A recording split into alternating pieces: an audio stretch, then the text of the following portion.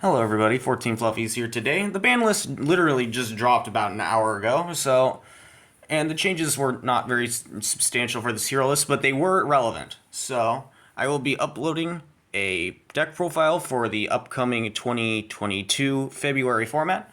And without further ado, let's get started with the main deck. We will start with our starter cards. Starting off with our non-normal summon starters, we have 3 copies of Vision Hero Ferris. Pretty self-explanatory. It can be used as a starter and an extender. When used as a starter, you are typically discarding Shadow Mist or Malicious, but really just any hero will let you summon it and place increase from your deck.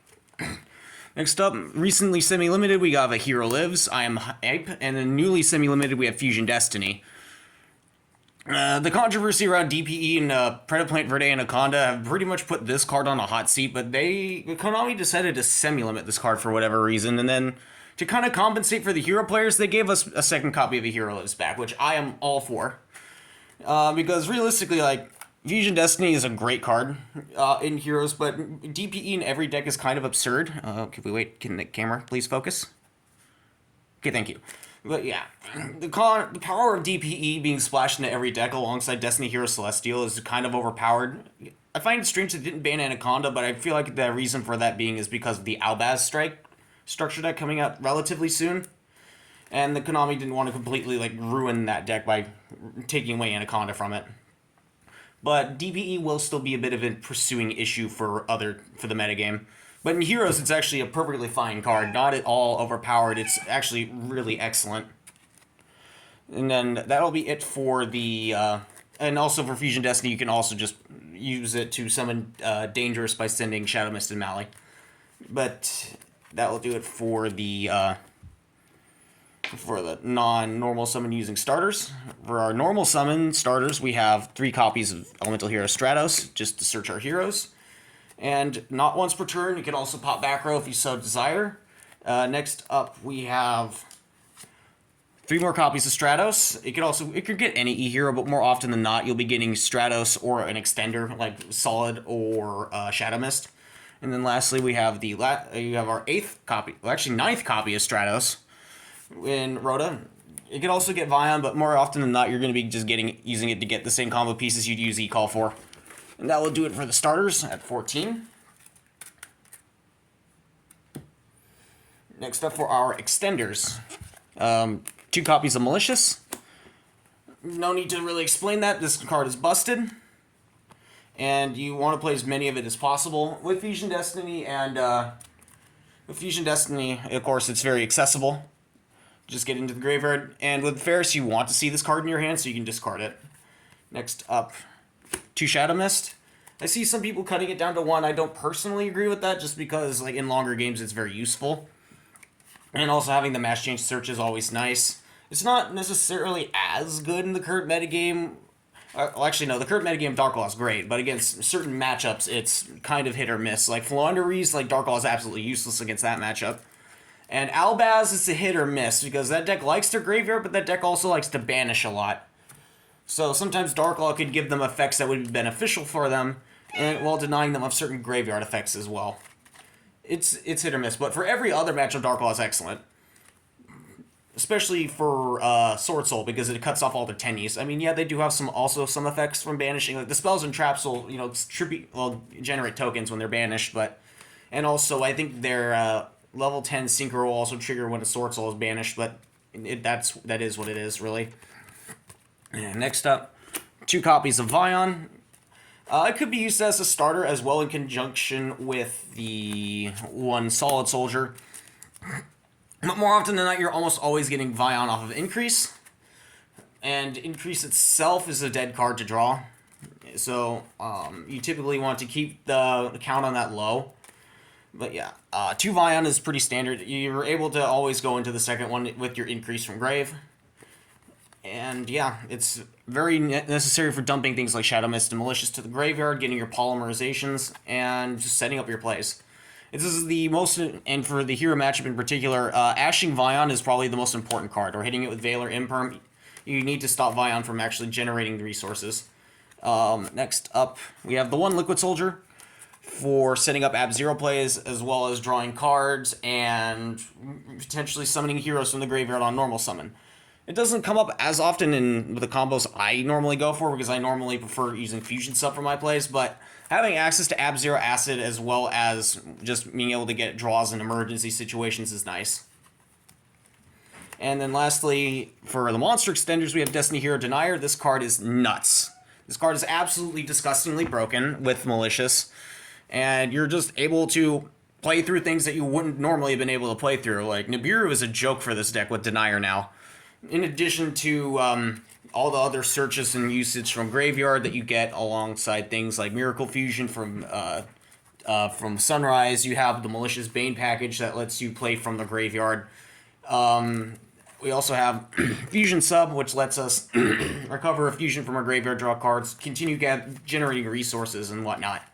So, playing through Nibiru is not really a problem for this deck. The only real problem, a hand trap for this deck, is draw, and there's not really a good way to play around it outside of having hands that are consisting of, like, hands that are, like, Solid Soldier plus Vion, and just being lucky enough to draw a fusion spell, I guess. It is what it is. It's kind of... every deck has to have a weakness, and obviously, like, draw is one of this deck's weaknesses. The unlimits to Skill Drain and Raigeki will also be kind of annoying, because, like, this deck doesn't really have a good way of dealing with destruction. Yeah, you can, like, go DPE Chain, and then DPE comes back next turn, and then, like, Skill Drain, DPE can still, like, do things under Skill Drain, but for the most part, like, those cards are annoying. Like, this deck needs their effects, and this deck doesn't really have a good plan for master removal, but it is what it is. And then last up for the extenders, we have Miracle Fusion and Polymerization. Just typical fusion spells. Like Polymerization, I don't use it as much as Fusion Sub, but like any time that I want to do a play with Liquid Soldier, I always go for the Polymerization, because you need to use it from hand. Now I'll wrap it up for the extenders. And pretty basic lineup. I kept things trimmed down because I wanted to make room for more hand traps and defensive cards, as you'll see later. And speaking of the defensive cards, let us discuss them. Starting off, we have the one Honest Neos. This is a bomb as much as it is an extender, because as a defensive card, because you can use it defensively to boost up a card being swung into, but more often than not, you're going to be using this card to swing for game. Like 99% of the time, you're using this to swing for game. You can use it to, like if someone wants to swing into a Dark Law and you're bluffing like an Honest Neos, that's one thing. And if you have the Honest Neos, you can keep your Dark Law from being ran over, same thing with Plasma. But this is largely not going to happen anymore because of DPE's effect to lower the opponent's monster's attack. So, more than anything, this is used just for going for game and securing damage. Next up for our hand trap lineup, we have an extensive hand trap lineup. We have Triple Ash Blossom. Ubiquitous card. It should pretty much be ran in every deck list, even if like it doesn't stop an entire combo by itself. It doesn't have to, and it shouldn't have to. All you needed to do is just to make it so that the board that you have to play through is less problematic to deal with and more breakable. Like if you're playing against Phantom Knights, you want to hold this Ash for the Bardish. If you're playing against Sword Soul, you want to save the Ash Blossom for the Ashura Engrave, or even on the Shizhao if they set up their chain links incorrectly. So yeah, stuff like that. And obviously with Protospan, you don't have to worry about emergence, searching out a floodgate that'll lock you out of the game. So yeah, and then next up we got Valor, Triple Valor. I don't have Imperms. I'm going to try and pick those up in the near future, but Valor is still perfectly fine as a substitute. Just being able to hit those cards. Like, this card's great against Sword Soul, obviously, because you hit the Moye and then you deny the token generation. Of course, the deck can still play through, a single Valor, which is kind of annoying, but either way, like, it's still a good hand trap for a myriad of matchups. And also with Bird Up, with Recital being limited, like having Valor or Ash for that one Recital is going to be very nice. Next up, for the last three defensive card hand traps, we have 3 DD Crow. This is a very good card for a lot of rogue matchups, as well as meta. Phantom Knights, of course, this card's good. I'm saying Phantom Knights like it's an actual common matchup, but like it's the matchup that comes to mind first. Of course, against Sword Soul, you just use this to hit like their backseat target or even their tennies, just to deny them an extension. And for what's the other one? Drytron, with Eva being banned. Like with Drytron, you would always save this for either Ben 10 or Medianus. Either or. I personally think that hitting Medianus might be better because that would because a lot of Drytron lists before the ban list were playing only one copy of Medianus, which means it was the only ritual spell in the deck. So if you hit that, that means they wouldn't be doing anything anymore. Like the only place they'd be, as far as rituals go, like they're not making ultimateness, they're not getting Benton from the graveyard multiple times, they're not making ritual plays. Like yeah, they can still make things like Apollousa plus IP, like Fafnir, all that stuff. But other than that, like you won't have anything else that's going to be bothering you. I'm getting a lot of calls while this is recording. I do apologize. And yeah, as far as that's concerned, yeah, that will wrap up the defensive hand traps. And moving on to the bombs. Starting off, first bomb we have here is a Dusted Gold. Being able to get Malicious, being able to add the Dark Calling so that way you can get to the Malicious Bane to clean up late game, or even just OTK outright, is very important for this deck. Thank God for the Brothers of Legend reprint, because I would not have been able to pick this up otherwise. And yeah, searchable with pretty much everything. Well, searchable is Shadow Mist and Cross Crusader. Most of the time you're getting this card with Cross Crusader. Next up we have Destiny Hero Plasma. For a while I actually cut this from the deck thinking it wasn't too good, but then I put it back in and it was just like, oh, why did I do that? That's stupid. This card's broken. Especially with D-Force. I mean, I'm not playing D-Force because it's not... Like, this deck doesn't really have room for D-Force. And also, the fact that it's not searchable kind of hinders consistency. But this card, even without D-Force making it, basically an anime boss monster, is still ridiculously good alongside DPE. Because DPE takes care of the one weakness this card has, which is its low attack points. Oh, come on, camera. Because it was... Like, 1900 is not that hard to beat over. Yes, I mean, sometimes some decks can't. But any deck that could just like go into a Link 2 can make something that could at least crash into this. Like I think, don't quote me on this, but I think Nightmare Phoenix is 1900. I'll have to check, but don't quote me on that. But like any deck that could just make a Link 2 can at least like crash into this and then keep going. And then lastly, we have 2-Draw. I want to get my third, but like this card is excellent against the metagame. Sword Soul, not really quite as much with Pot of Desires limited for some reason. But with Sword Soul, you obviously would just use this after the emergence. They're not drawing from Moye. They're not going to get their search from Shi Zhao. Drytron, this card's, you win. Hero Mirror Match, you win. Really, just any deck that does a lot of searching, you can just stop them dead. And that will do it for the bombs. And lastly, for the main deck, we have actually not lastly, but next up we have the 2 engine requirements, which are the 1 increase and the 1 Dark Calling. Increase, I honestly feel kind of bad cutting down to 1 because I actually do see the merit in running 2, but I wanted to keep this main deck. I wanted to slim down this main deck enough so I could run multiple hand traps. And yes, this isn't a 40 card main deck anymore. It's 44 cards, but simply I did that more because I wanted to have more hand traps in the deck and also making sighting easier. Would kind of like the pack logic, but yeah, having these in here, having the Dark Calling is necessary. You never want to draw it. Same with Increase, but you have to have these in deck so you can actually make your plays. And then lastly, the cards that do not fit in any particular category because they go in multiple and they're just amazing at all of it. I actually cut Mass Change down to 2, simply because like most of those decks plays you don't go into Mass Tears most of the time. If you go first, you always want to try and make Dark Law, but you're always searching Mass Change. You never rely on a hard drawing it. And 2, you don't see it too much, but at the same time, Mass Change isn't always the best card you want to see in your opening hand, because it requires a hero to go along with it, normally a Dark Hero, because you're making Dark Law 99% of the time you activate Mass Change. But yeah, it's still an excellent card, and you still want to play it. I'm just choosing not to play it at 3. And that will wrap up the main deck at 44 cards. Next up, we will go into the extra deck. Starting off, we have the 1 Malicious Bane. This card is good for cleaning up late game and also just getting tons of damage. 3,000 body, and it's also coincidentally the only like card in this extra deck that can't be destroyed by battle or card effects. Like, it's the only card that has any kind of built-in protection, which is kind of funny. Next up, Master Hero Acid. You use this alongside Ab-Zero.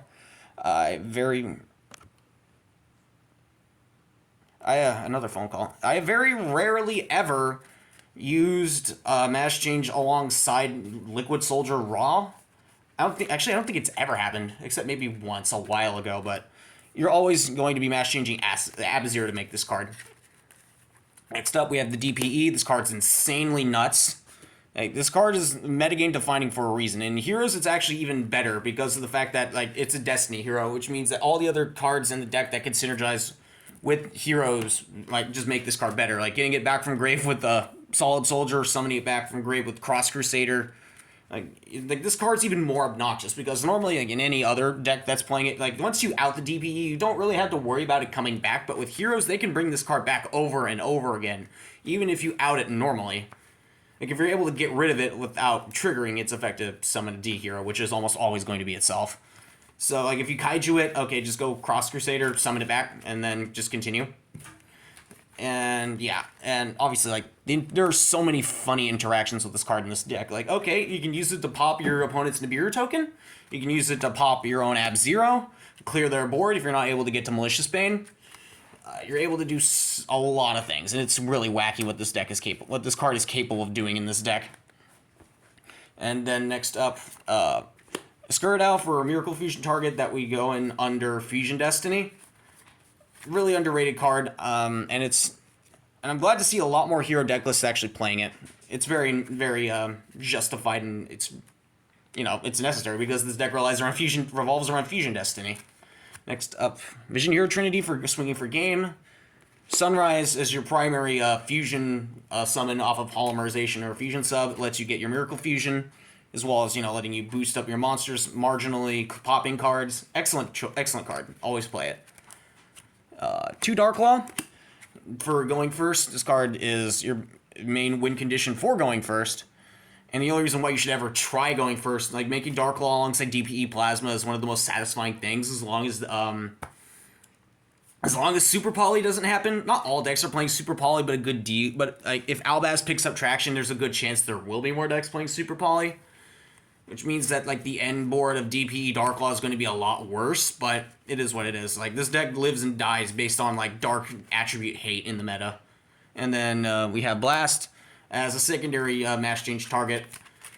It's a good card for dealing with a lot of your back row matchups, in addition to like Stratos popping cards itself.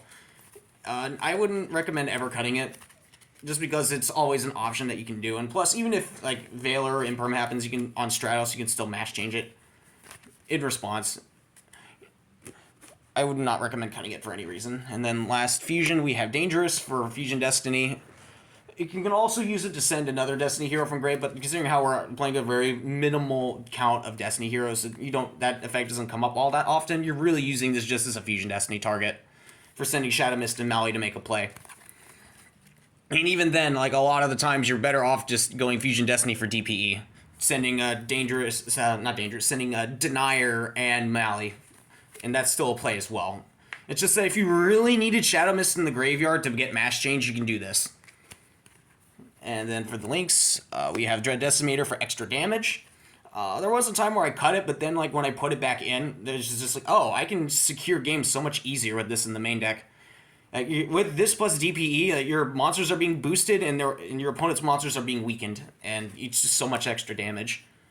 Wonder Driver. This is like the one interaction where I wish DPE could actually trigger this card, because like if DPE pop Wonder Driver, summon a hero from hand, that would be amazing.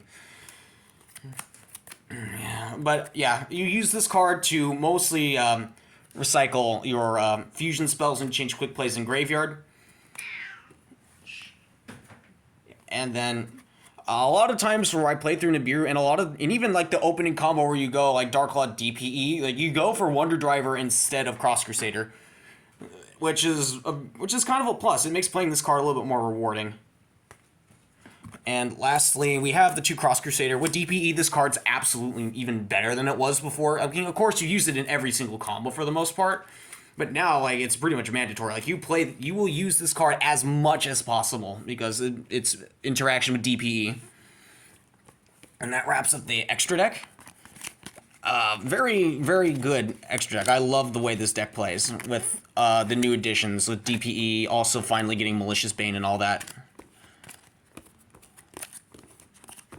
And this deck is pretty much fully realized. Coming up with the side deck. The way the side deck is organized is pretty interesting. So I have a section in the side deck for going second, going back row decks, and then going first. So let's start with the going second side-in cards. We got 3 copies of Nibiru. For anything where like your typical hand traps won't do it, like any combo deck really.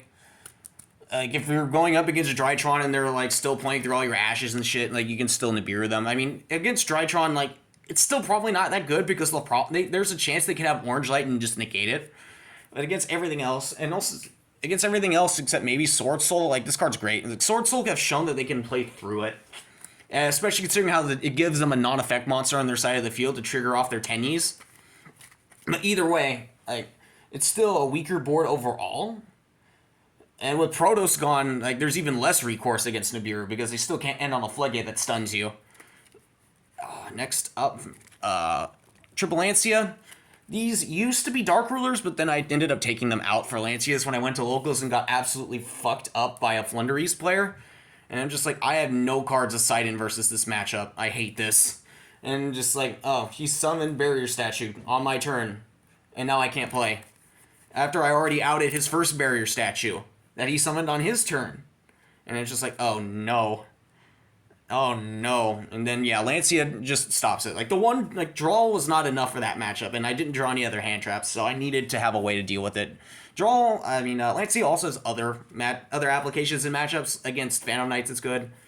For Bird Up, it's good against the Tri-Brigades, preventing them from going into their links and all that. And yeah, pretty much that. A lot of rogue matchups do a lot of banishing as well. When I went to locals, I ran into Orcust. My matchups were Orcust, Flunder, Dragoonity, and Albaz. And if I had Lancia, I would have done better against the Albaz for sure. Probably even won. But yeah, moving on, we are going to our back row hate. We have the 1 Feather Duster, 3 Twin Twister, and Reboot.